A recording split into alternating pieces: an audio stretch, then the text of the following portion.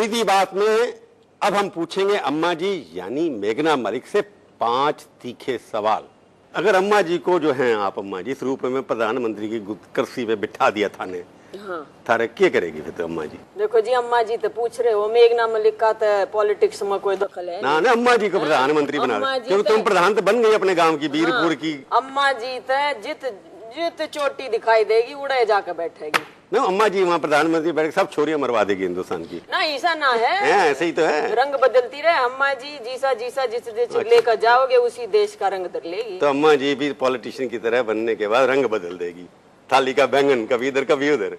ना देखो यो ना आप सवाल कंफ्यूज कर रहे हो। ना कंफ्यूज क्या कर रहा है मैं तो। अम्मा जी तो वो करेगी जो मेरा राइटर लिखेगा ना। हम तो प्रधानमंत्री तो राइटर ना लिखे ना, प्रधानमंत्री तो जनता बनावेगी वीरपुर की।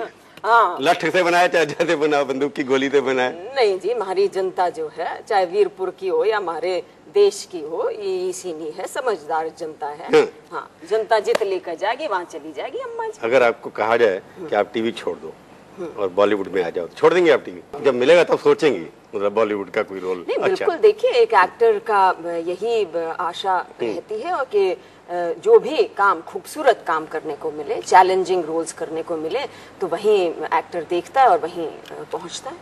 क्योंकि ये सारा लॉडो जो है आप ही के कैरेक्टर के ऊपर टिका हुआ है। जैसे स्मृति ईरानी के ऊपर सास भी कभी बहू थी, जब एक बार हट गई तो टीआरपी गिर गई। आपको ये लगता है एक आपकी स्ट्रेंथ है, ये आपकी वीकनेस है? नहीं, मैं ऐसा कभी नहीं मानूंगी कि एक इंसान की वजह से डेली सोप चल सकता है। मैं तो दर्शक हूँ ना इसलिए कह रहा हूँ। नहीं, वो आपकी श्रद्धा है, वो आपकी श्रद्धा है। जिस दिन सासू माँ नहीं होंगे, आप नहीं होंगी अम्मा जी, शायद मैं ना देखूं रोज।